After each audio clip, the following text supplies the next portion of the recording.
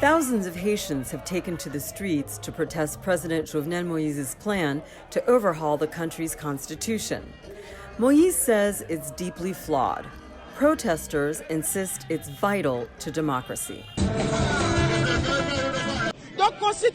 We consider the 1987 Constitution to be the birth certificate of Haiti's democracy. So that's why we're here in the streets defending our Constitution, this huge democratic gain that the Haitian people made so many sacrifices to achieve. The current Constitution gives significant power to the president and prime minister, but they must answer to a majority in parliament. President Moise wants to make changes to strengthen the executive branch and prevent a legislative minority from hindering the political process. In an interview with VOA Creole, Moise defended his right to change the Constitution. I'm not the first president to want to do this. President Overhaul, who served 2 terms, tried to amend the Constitution, and you see how that failed.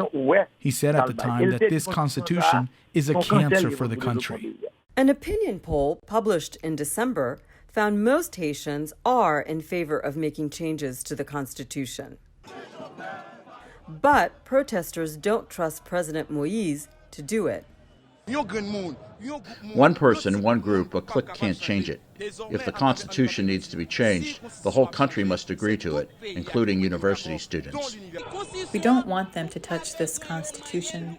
We don't agree with this government that it needs to be replaced.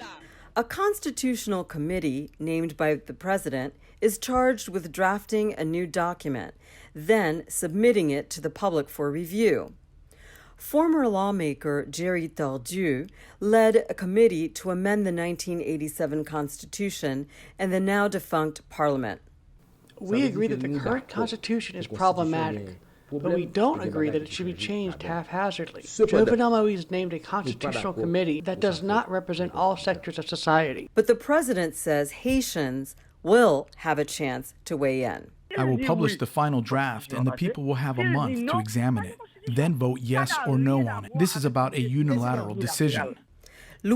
Pierre is among the members of the president's committee to draft a new constitution. It's completely legitimate to ask the people to weigh in on the draft document. Does it address the problems everyone has been denouncing? Are the responses pertinent?